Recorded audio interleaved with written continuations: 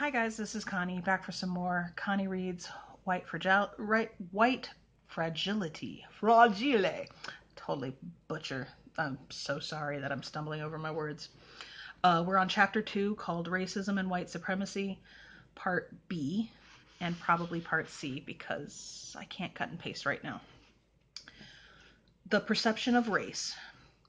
Race is an evolving social idea that was created to legitimize racial inequity and protect white advantage. The term white first appeared in colonial law in the late 1600s. By 1790, people were asked to claim their race on the census, and by 1825, the perceived degrees of blood determined who would be classified as Indian. From the late 1800s through the early 20th century, as waves of immigrants entered the United States, the concept of a white race was solidified. When slavery in the United States was abolished in 1865, whiteness remained profoundly important as legalized racist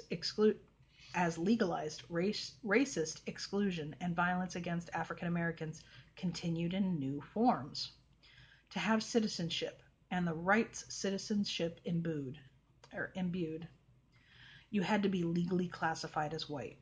People with non-white racial classifications began to petition the courts to be reclassified. Now the courts were in the position to decide who was white and who was not. For example, Armenians won their case to be reclassified as white with the help of a scientific witness who claimed they were scientifically Caucasian. In 1922, the Supreme Court ruled that the Japanese could not be legally white because they were scientifically classified as Mongoloid.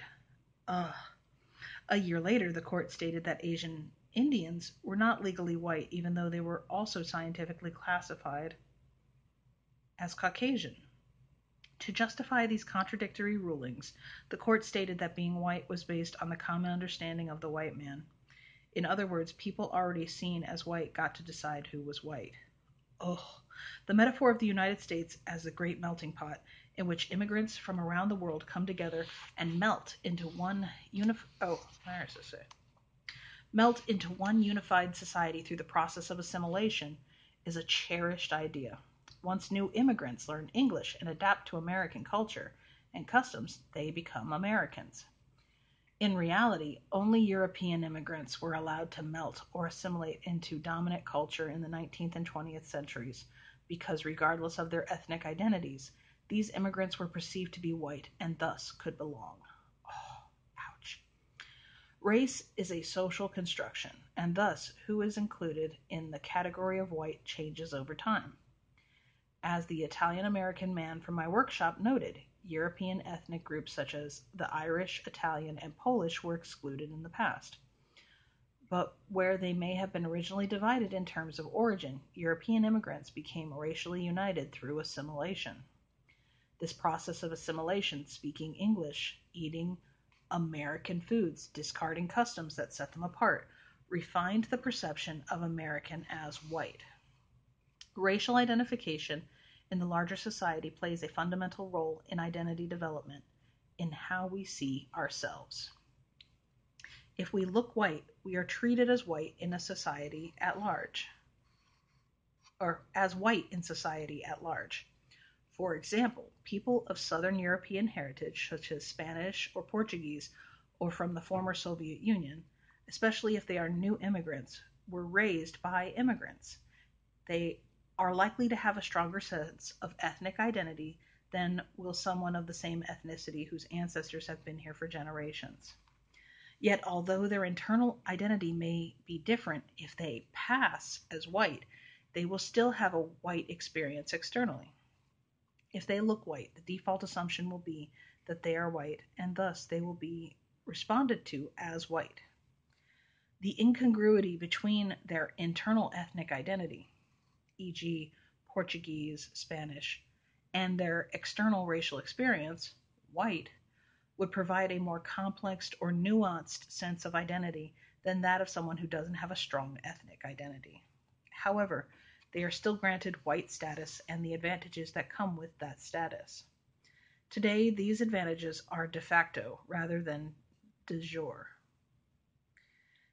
but are nonetheless powerful in shaping our daily lives. It is on each of us who pass as white to identify how these advantages shape us, not to deny them whole scale.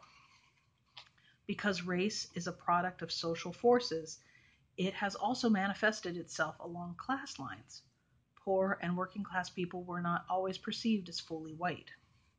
In a society that grants fewer opportunities to those not seen as white, economic and racial forces are inseparable.